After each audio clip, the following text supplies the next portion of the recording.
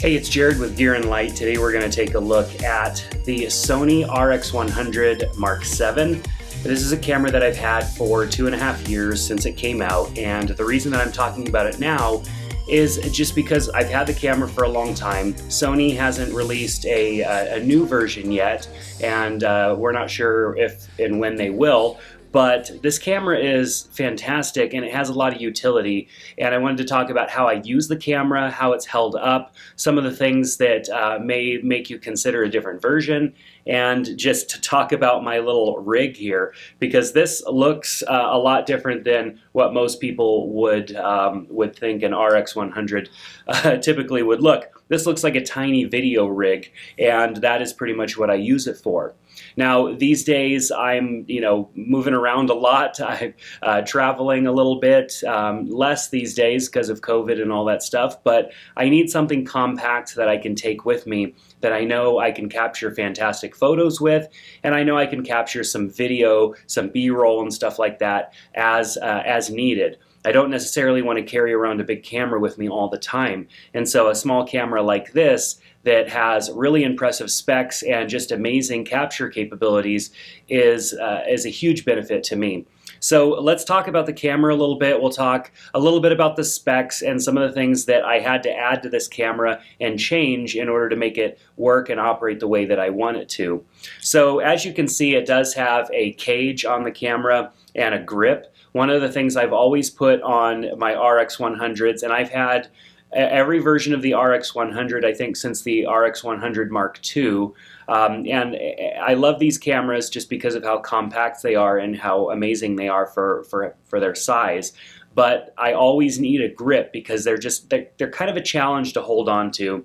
I've got a bigger hand, or I don't know, an average hand. I'm not really sure. Haven't been measuring my hand up against other people's, but it is a little bit tricky to hold on to this camera. Now, one of the things that you can add is an adhesive leather grip on it. That's what I've added on every camera up to this one.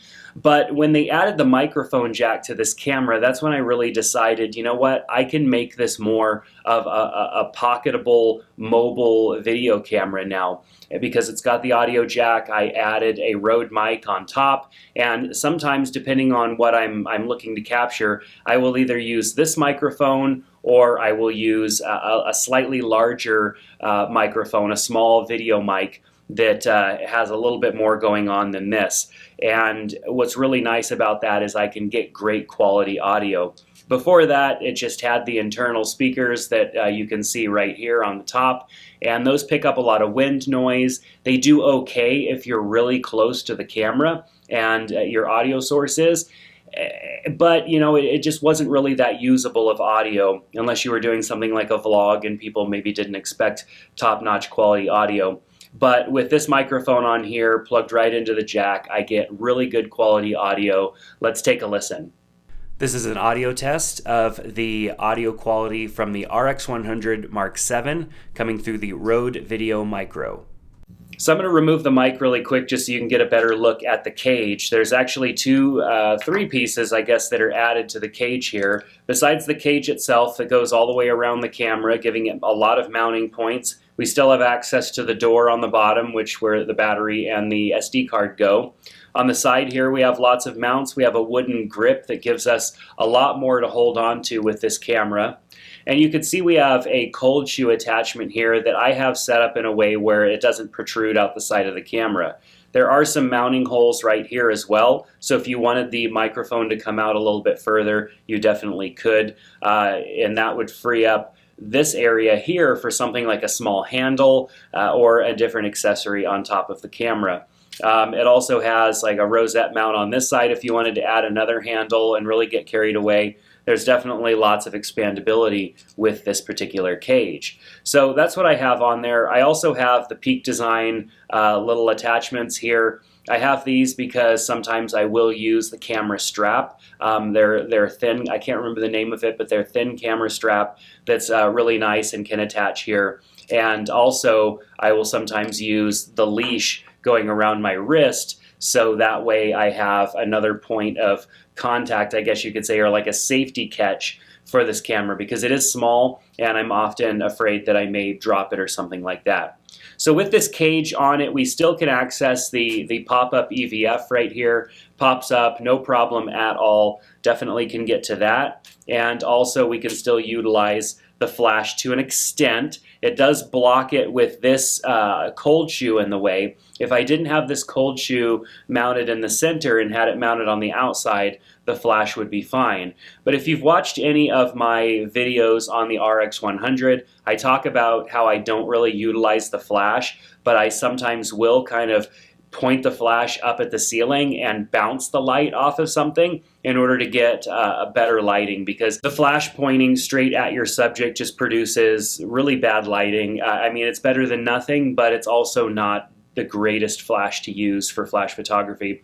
So the fact that it does kind of get caught up here, I tend to angle the flash anyways, so it's actually angling it for me. I just be careful when I open this thing up so it isn't smacking the edge here every single time I open it up.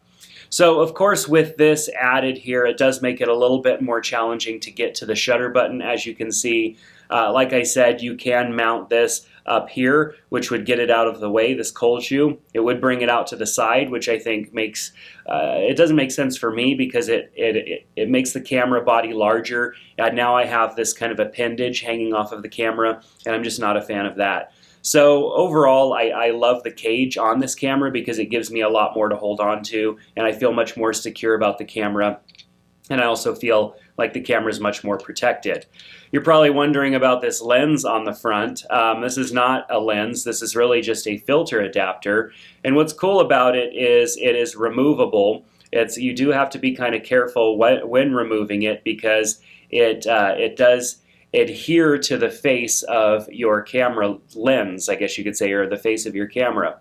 So this is from LensMate, and this attaches to the front of the camera so that you can add their little adapter and then add something like a variable ND. Any 52mm filter you can add to the front. So one of the issues that I've always had with the RX100 is that their lens cover here that kind of looks like a shutter, it can get kind of messed up. I mean, if you take your camera out and you're in an environment where it's very humid, maybe you're at the beach and there's like, fine sand in the air, this can get messed up. I've had a camera get messed up. I've had a friend get their RX100 messed up, and there can be issues with this lens. And so having this on the front, actually, whether or not I need filtration on the front of my camera, I think is prolonging the life of my camera and protecting it. Now, I do love having this variable ND filter on the front that I could just rotate.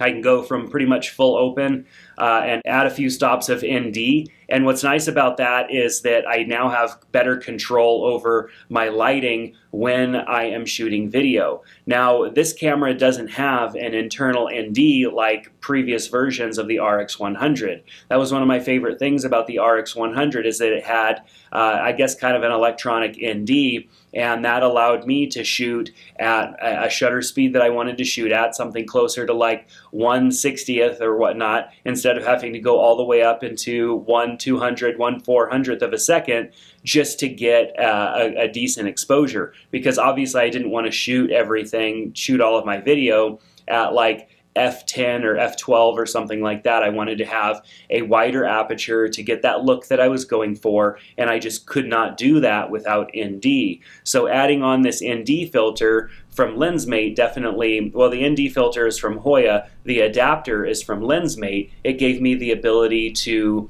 really just tune in this camera and turn it into a video camera that produces amazing shots. I've been showing you some kind of examples of without the ND filter and then how the ND filter works on the front of the camera. So this also is great for shooting photos as well. ND definitely allows you to use camera settings that you would really want to use, but you can't use because of your inability to change lenses, or really with this camera without this adapter, add filtration on the front.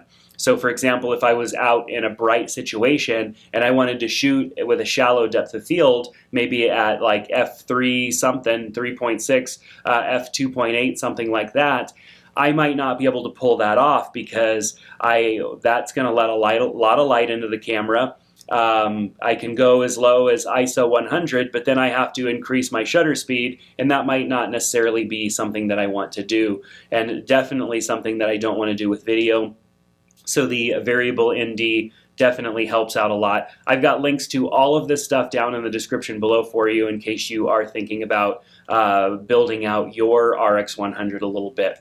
So this camera takes, I think it's 20.1 megapixel images. Of course, the image quality has always been fantastic on this camera. It's not the highest bitrate video out there, but it definitely is better than nothing. I mean, this sure beats shooting with something like a GoPro or some smaller little type of camera. This is going to get you much closer to the look that you would expect to get out of something like a Sony a7 III, just in a much smaller package. And of course, adding the ND and just making some changes to the camera overall, adding better audio, is going to get you even closer than the camera would have gotten on its own. So this camera, you know, it has the flip-up screen. I definitely like that. That has helped out a lot. When I would shoot maybe a little vlog sequence for a video that I was doing, it definitely is nice having the flip-up screen. And I like the fact that it still flips and tilts down. A lot of the other cameras are not doing that. You're kind of getting one or the other. I love the fact that it flips down and flips all the way up. No need, I think, on a camera like this to have a screen that flips out to the side, even though people have complained about not having that. With the microphone up off to the side, so if I put the microphone back on, with the microphone off to the side, you don't have any blockage of the screen with the microphone. So just to show you, I've got the microphone mounted. I'll pull the screen up, and as you can see, I can get to the entire screen. I've got the microphone here. Everything is nice. So this cage does mount a little weird, but it is very stable. It doesn't have any mounting points on the bottom. It actually just mounts around the lens, and you tighten it down here with this little hex screw. And so you definitely want to be careful not to over tighten that when you put it together. But the camera stays in there really well. I feel that the cage is almost a must. Even if you don't shoot video, it definitely protects your camera quite a bit from anything that it would come in contact with. The lens mate addition to the front of the camera, whether you need variable ND or not, would allow you to put even a protection filter on the front of the lens, which would protect any nonsense, any debris or whatever from getting into the lens of the camera, which is a huge failure point to this little camera. So, you know, this camera is still a $1,200, $1,300 camera. Is it worth its price when you can get something like a Sony a6600? For even a few $100s more, you can get an a7 III camera body and start to go with a bigger camera system. I mean, the utility that a camera like this offers, and really if you think about it, I've added a couple $100s and things to this camera, so it is definitely the cost of an a6600 at this point. But a camera this tiny is something that you can pack away and take with you pretty much anywhere. Yeah, a Sony a6600 wouldn't be too much larger, and you'd have the ability to add lenses to it. You could even put something slim like a pancake lens on it and be fine, but a camera like this provides a lot of utility because of the size. It has the microphone jack, which is fantastic, and overall I've always loved the RX100s. I do think it is a little expensive these days. There are a lot of other cameras that you can get that shoot decent photos, that shoot 4K 30, that have a microphone jack that you can get for cheaper than $1,200, but the RX100 has always been kind of the top cream of the crop as far as pocketable cameras go that fit in this class type of camera. So yes, it's expensive.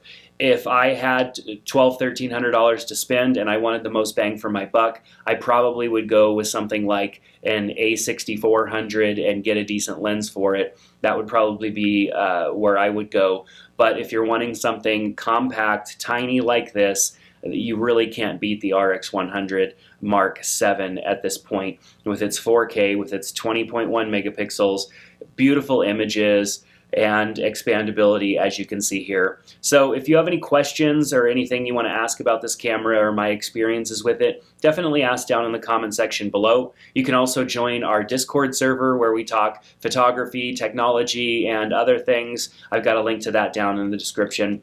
All the links to the items that you see here also are down below, as I mentioned, so you can check those things out. Clicking on those links helps support the channel, so I appreciate that. But that's going to do it for today's video. Thanks so much for watching my 2.5 year, I guess, review, thoughts, more thoughts, a conversation on the RX100 Mark VII. Thanks for being here, and I hope to see you back in the next video. Take care.